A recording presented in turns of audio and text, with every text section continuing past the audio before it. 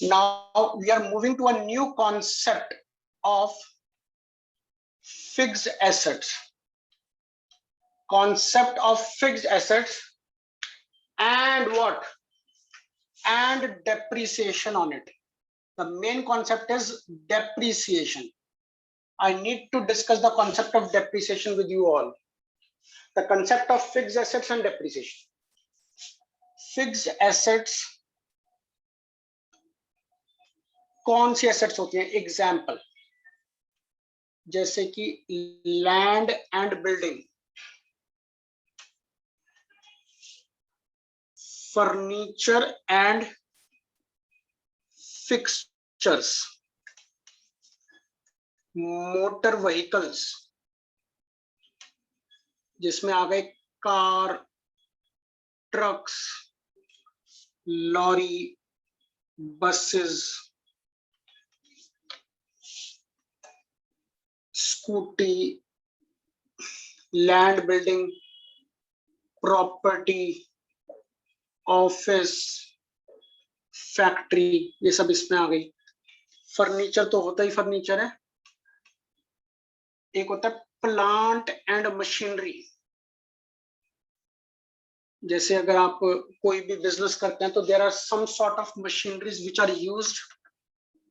तो वो मशीनरीज का जो बड़ा सम होता है, ह्यूज मशीनरीज, जैसे कि आप देखें पीतमपुरा में हमारा पावर हाउस है जो बिल्कुल मेन कॉर्नर में है। उस पावर हाउस को देखें तो अगर हम उस पूरे पावर हाउस को कहें तो वो मशीनरीज का जब झुंड बन जाता है, ग्रुप बन जाता है, तो उसे प्लांट बोलते हैं, प्लांट एंड मशीनरीज। ठीक है, तो ये क्या होती है? एक तरीके की ह्यूज मशीनरीज होती हैं। वो तो ये सब काउंट होती है ह्यूज मशीनरीज।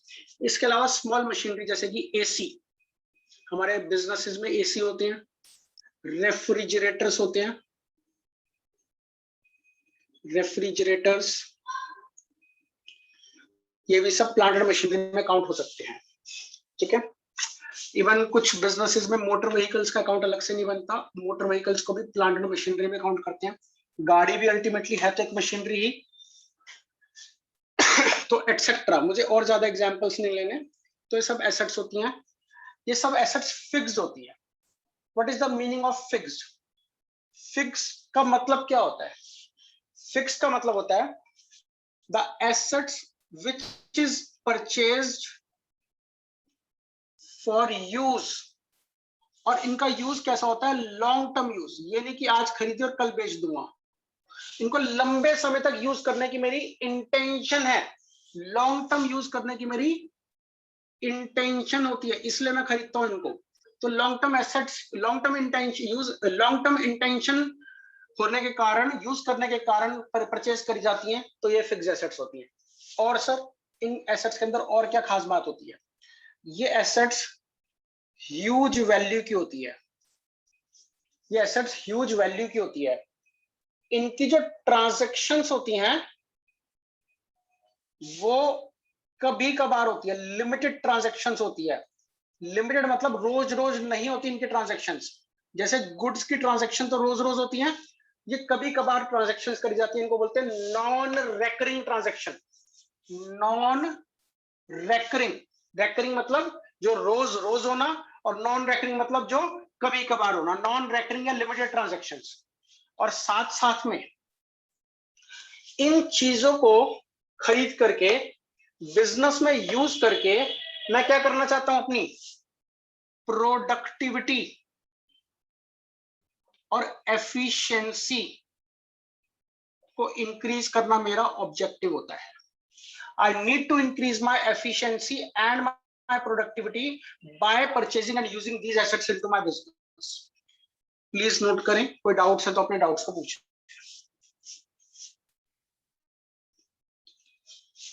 आगे देखिएगा बच्चों, these fixed assets are also called as non-current assets. non-current assets क्यों? याद है मैंने आपको करंट एसेट्स बताई थी, डिटेल में नहीं बताई थी, हल्का सा बताया था। वो एसेट्स जो खरीदते हैं, बेचते हैं, जिनकी वैल्यू कम ज्यादा डेली बेसिस पे होती रहती है, वो होती है करंट। तो इन एसेट्स को खरीदते बेचते थोड़ी ना, इनको खरीदा, यूज करा, जब तक यूज करते रहेंगे, बाद में कभी खराब होगी तो बेचेंगे, तो ये नॉन करंट होती है। नॉन करंट क्या मतलब? Fix assets. अब होता क्या मेरे प्यारे बच्चों, मोबाइल्स को लीजिए, जनरली मोबाइल कोई 3-4 साल चलता है, कोई 4-5 साल चलता है, तो लाइफ इसकी 3 से 5 साल होती है मान लेते हैं। एक एसी को लीजिए, अप्रोक्सीमेटली लाइफ 5 से 8 साल रहती है। एक कार को लीजिए, जनरली एक बिजनेसमैन 5 से 8 साल में, वैसे कंपनी तो क्लेम करती है बेटा 15 साल लाइफ है हमारी कार की, बट जनरली 5-8, आप इसको 8 से 10 साल ले लीजिए, कोई बात नहीं। हम इस लाइफ के लिए नहीं बात कर रहे, मैं कुछ और समझाना चाह रहा हूं। Mobile, car, AC, but land, land तो सदा ही चलती रहेगी, उसकी कोई लाइफ थोड़ी ना है। लैंड कहां जानी? कहीं नहीं जानी। तो लैंड की बात छोड़ देते हैं, बाकी किसी मर्जी एसेट को देख लीजिए, चाहे वो फर्नीचर ही क्यों ना हो। फर्नीचर 4 साल चल जाता है, फॉर एग्जांपल 4 इयर्स लाइफ होती है, एग्जांपल ले लेते हैं। और धीरे धीरे यूज करने के बाद, आफ्टर यूज, धीरे धीरे, ये नहीं कि आज एकदम से, इनकी वैल्यू क्या होती रहती है? रिड्यूस होती रहती है। क्या आज आपने अगर कोई 10 लाख की कार परचेज करी, क्या 10 साल बाद यूज करने के बाद वो 10 लाख की बिक सकती है? नहीं। The value of all assets except land goes on reducing day by day, month by month, year by year. Every asset goes on decreasing its value year by year. That reduction is called as depreciation. Now we are moving towards a new term called as depreciation. Depreciation क्या होता है? It is a fall in value of fixed assets. Fixed assets की value में जो fall होता है, fall in the value of fixed assets is called as depreciation. दूसरी बात, it is a non cash expense. जैसे कि सोचें आप सैलरी पे करते हैं, रेंट पे करते हैं, तो उस सैलरी को पे करने की वजह से, रेंट को पे करने की वजह से आपका कैश आपकी पॉकेट से जा रहा है, तो कैश जाता है किसी भी एक्सपेंस को पे करते हैं तो। बट डेप्रिसिएशन एक ऐसा नुकसान है, जब आपने गाड़ी खरीदी 10 लाख पूरे दे दिए, खरीदने के टाइम पे, गाड़ी एक्वायर करने के टाइम पे 10 लाख पूरे दे दिए, अब पहले साल यूज करने के बाद 2 लाख रुपए से वैल्यू घट गई, तो क्या आपने 2 लाख रुपए जाके किसी को दिए? नहीं दिए। दूसरे साल आपकी गाड़ी का मान लीजिए किसी कारणवश कोई पार्ट खराब हो गया और उसकी वैल्यू 3 लाख से और कम हो गई, अब 10 लाख की गाड़ी 2 + 3 5 लाख की वैल्यू रिड्यूस हो गई, तो 5 लाख की बची, तो क्या आपने 3 लाख रुपए जाके किसी को दिए? नहीं। दैट इज, कोई भी एसेट जिसकी वैल्यू में फॉल होता है, गिरावट आती है, उसकी वजह से आपको लॉस तो होता है, आपको एक्सपेंस तो बियर करना पड़ता है, but it is a non cash, इसकी वजह से आपका कैश नहीं जाता। तो डेप्रिसिएशन एक ऐसा एक्सपेंस है जिसकी वजह से आपको कोई भी कैश एक्सपेंस बियर नहीं करना पड़ता। ये एक एक्सपेंस है, बट ये नॉन कैश कैटेगरी का एक्सपेंस है। रीजंस, क्या क्या कारण है कि जिसकी वजह से आपकी value of fixed assets reduce होती है? एक और पॉइंट लिख लीजिएगा, no depreciation is charged on land.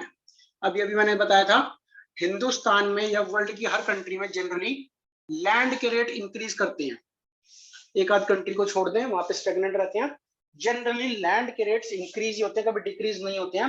हाँ, सट्टाबाजारी एक अलग बात है, स्पेक्युलेशन एक अलग बात है, कि आज मैंने 1 करोड़ की लैंड खरीदी, आज वो 90 लाख की रह गई, वो स्पेक्युलेशन है। जनरली लैंड की वैल्यू इंक्रीज ही होती है हमेशा।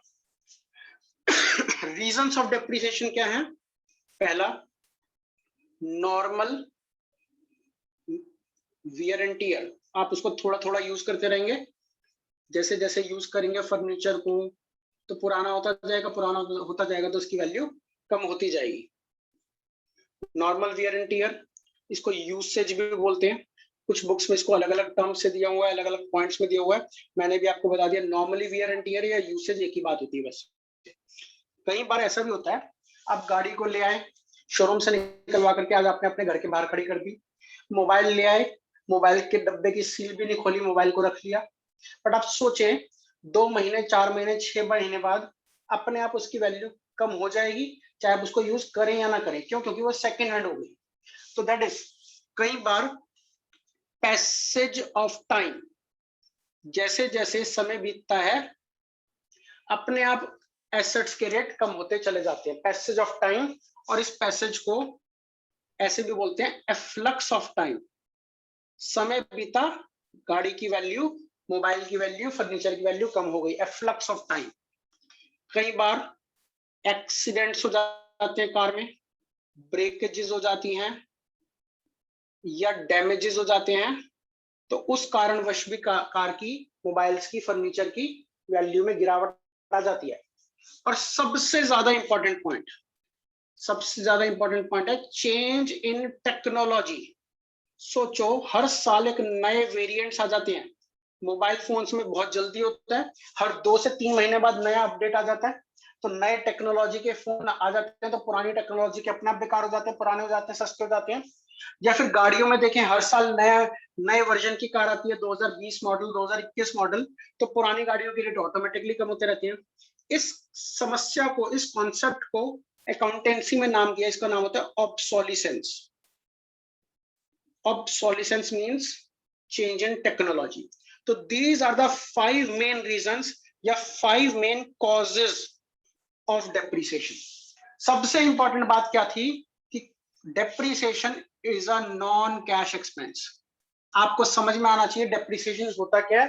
डेप्रिसिएशन एक एक्सपेंस है, एक खर्चा है, उस खर्चे की वजह से मुझे लॉस होता है, मेरी फिक्स्ड एसेट्स की वैल्यू में फॉल होता है, और उसके कारण ये होते हैं। अब हमने इसकी अकाउंटिंग इक्वेशन समझनी है। सब बच्चे पहले यहां तक नोट करेंगे। Now let's suppose we are preparing an accounting equation, assets is equals to capital plus liabilities. Assets is equals to capital plus liabilities, and transaction is purchase a car for rupees 6 lakh. We have purchased a car for 6 lakh.